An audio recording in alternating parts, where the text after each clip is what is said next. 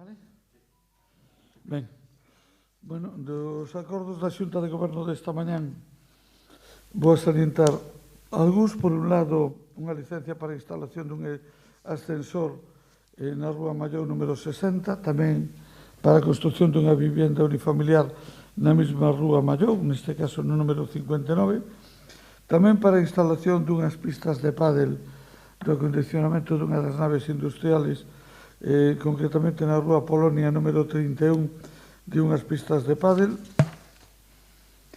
suministro e instalación de elementos novos para a renovación de área de xogos infantiles no Parque de Galeras,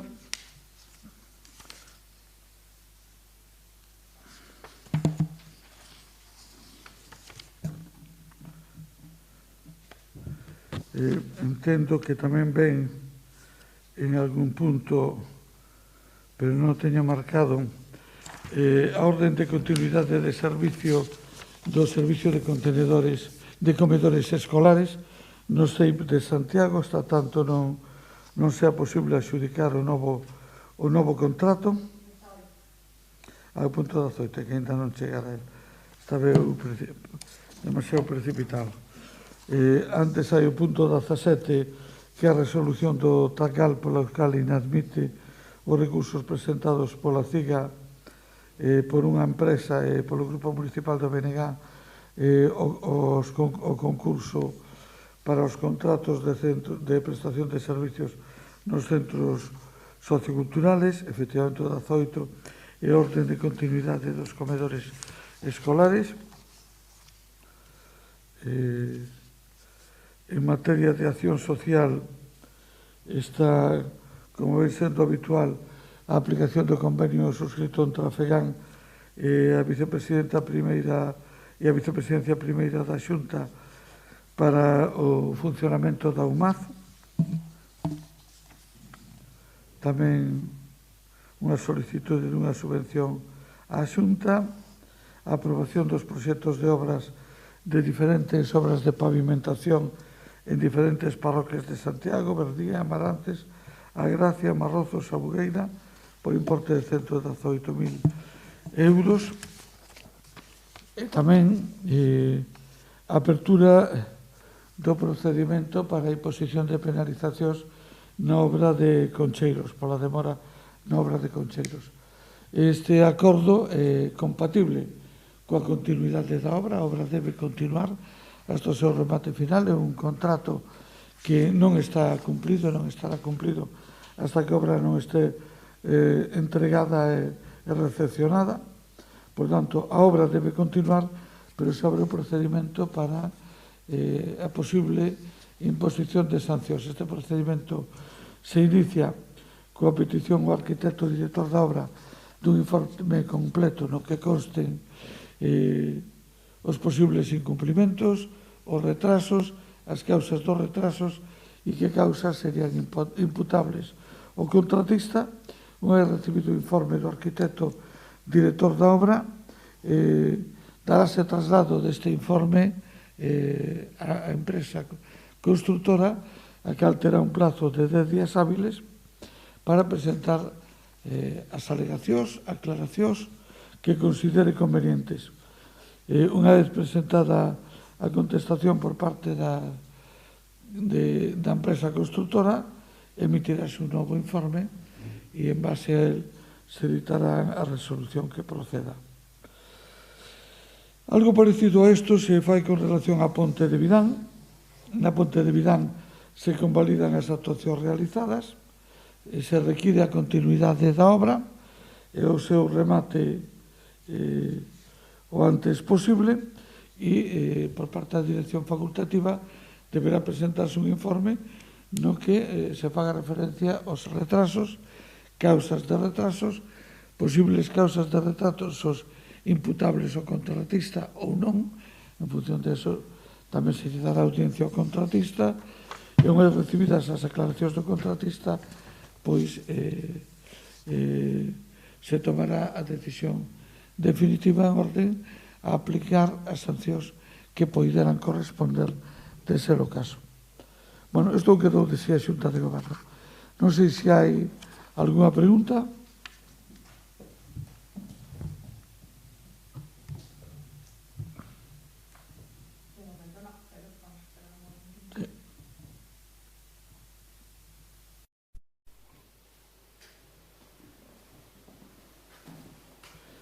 caso destos dos contratos que acabo de mencionar, é o procedimento previsto na Lei de Contratos do Sector Público.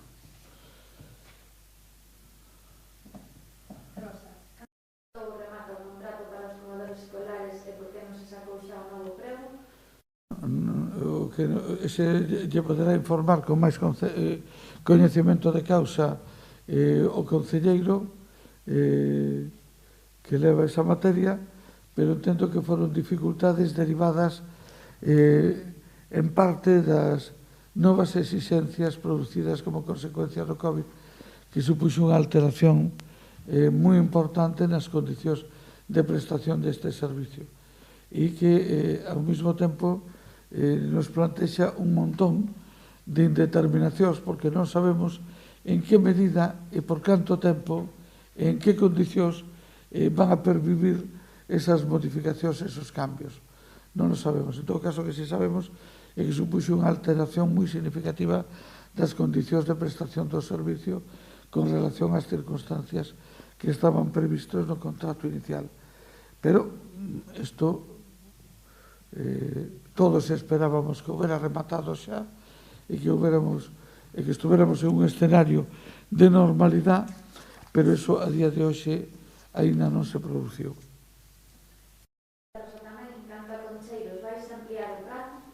Non ten ningún sentido ampliar o plazo. O plazo que manexábamos, que era o do sábado pasado, foi o plazo que ofertou a empresa. Por lo tanto, ahora mismo se abre un expediente para delimitar hipotéticas responsabilidades. Habrá que ver que atrasos proceden ou son consecuencia de modificacións no proxecto, de cambios introducidos ou de circunstancias imprevistas no propio proxecto que alteraron esos plazos e en que medida hai retrasos produto de digamos, de un funcionamento inaxeitado por parte da empresa constructora. E habrá que delimitar uns de outros. Lóxicamente, os primeiros non son imputables á empresa constructora, os segundos sí serían imputables, salvo causas de forza maior, debidamente acreditadas.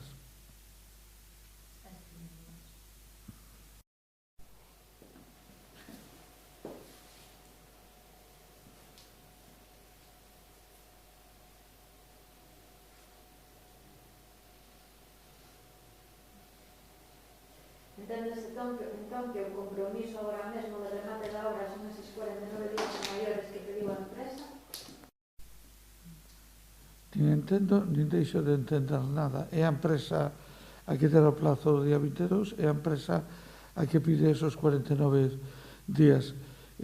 O que entendemos é que a obra debe continuar. Hai dous escenarios posibles ao chegar a este punto. Un é a restricción do contrato e outro é a continuidade do contrato. Nos apostamos pola continuidade do contrato porque creemos que a restricción sería enormemente perxudicial para os veciños, porque daría lugar a unha paralización da obra, a un procedimento de restricción que levaría o seu tempo e a unha nova licitación que levaría o seu tempo e logo veríamos. Por lo tanto, entendemos que o menos negativo para os veciños e para todos é que a mesma empresa que xa está ali, que xa ten executada probablemente máis do 80% da obra contratada, pois que complete a obra. En canto aos centros socioculturais, quedou deserto o cuarto lote. Por que? Os demais seguen entón en proceso de licitación? Os demais están en proceso de licitación e se van a xudicar, espero, porque hai varios ofertantes, ademais. No número 4, que é un lote moi concreto relativo á cuestión informática, quedou deserto e teremos que facer unha revisión do estudio económico. En principio, polas consultas que se fixeron, se entende que probablemente deberá ser incrementada a dotación económica deste lote. Non sei se sería necesario modificar algunha das exixencias, pero quedou deserto non porque non fora estudiado por empresas, sino porque as empresas que o estudiaron, por lo menos das manifestacións que nos fixeron, entendían que estaba infradotado. Por tanto, revisaremos se hai que modificar condicións, se hai que evaluar de novo o estudio económico e en función de eso se tomará unha decisión de que seguramente será sacala novamente a concurso.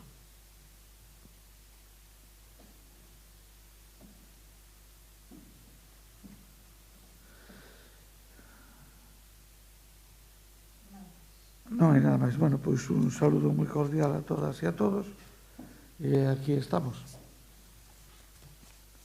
Con relación ao pleno desta mañá, simplemente salientar as conclusións finales que supoño que quedarían claras. Por un lado, o tema do control de servicio, iso ten que ser independiente do sistema de xestión que se elixa. Está na nova lei, ten que haber un órgano e un funcionario responsable do servicio, exclusivo dese un funcionario que teña esa responsabilidade específica de ese servicio, non generalizada, sino específica. Eso se fará así. A nosa intención é que todas as xestións de cobro serían desenvolvidas polo Concello. Foi unha situación, digamos, excepcional o de que foran xestionados pola empresa e que son derivadas das especiales circunstancias que se daban nos anos 90, que deberán ser conocidas pola maior parte dos grupos municipales, porque eles formaban parte da corporación en aqueles anos. Por tanto, é unha situación excepcional que debe rematar co contrato anterior. E a segunda cuestión é que hai que acometer enormes investimentos, descontando o de dar, que solamente por si mesma se iría aos 68 millóns de euros, descontando esos 68 millóns de euros, nos estimamos, e os grupos o conocen, uns investimentos necesarios ao longo desta década do entorno dos 100 millóns de euros. Eso está fora das posibilidades municipales, do orzamento municipal, de outras cuestións, porque na última década a totalidade dos investimentos municipales executados non chegou aos 90 millóns, polo tanto, quedaría por debaixo. E tampouco é posible moitas destas actuacións aplazalas ao longo de 20 ou 25 anos. Pois se pode dicir, non. O Concello xestiona o servicio e cada ano destina unha parte de investimentos. Pode facer. Pero iso faría que estas actuacións urxentes e imprescindibles, en lugar de facelos en 6 anos ou 8 anos, ou o sumo 10, pois habría que facelas en 20 ou en 25. E hai moitos equipamentos que non están en condicións de aguantar ese tempo e hai moitos veciños que tampouco están en condicións de esperar todo ese tempo. Por iso xurde a necesidade de buscar alguén que anticipe a financiación, que pode ser unha empresa concesionaria.